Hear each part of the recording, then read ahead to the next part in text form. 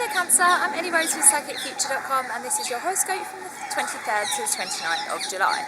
So this week we've got quite an important movement going on. We've got Mercury retrograde. So before you start to panic and you think that Mercury retrograde is all bad things, just think about it in a slightly different respect and imagine that Mercury retrograde is a time for you to do your kind of stock take on your life and see where you're going wrong, where you're going right and how you can adjust things. So I often think about Mercury retrograde in terms of the RE words. So retrograde begins with RE, right? So you've got words like reassess and review. So these mean like looking at things in detail and seeing where you're going wrong, where you can improve and how you can start to like move forwards a little bit better. So I've been giving everyone a word for Mercury retrograde and for yours it's going to be reject.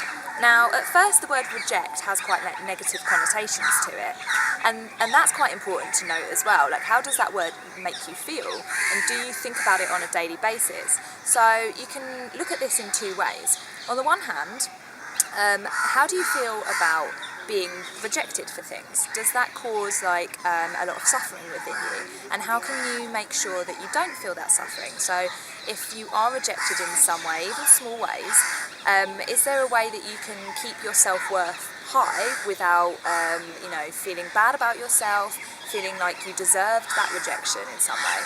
So that's an important one, to kind of think about the way that you take rejection and to try and make yourself a little bit stronger in that, so that when you are rejected in some way, even small ways, that you don't get so like pulled along with it and feel so negative about it.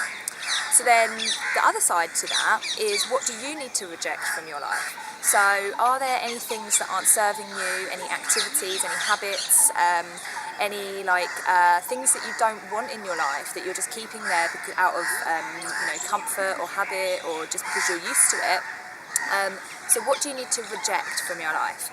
And actually what you do is when you reject things, you make space for the things that are more aligned with you and you can bring more stuff in that is more positive for you and more rewarding for you.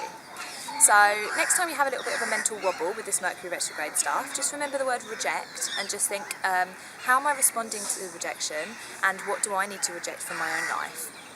And yeah, that should be enough to have this like transformational effect that Mercury retrograde will help with. So if you like this video, don't forget to like, share and subscribe, and I hope to see you next week. Much love!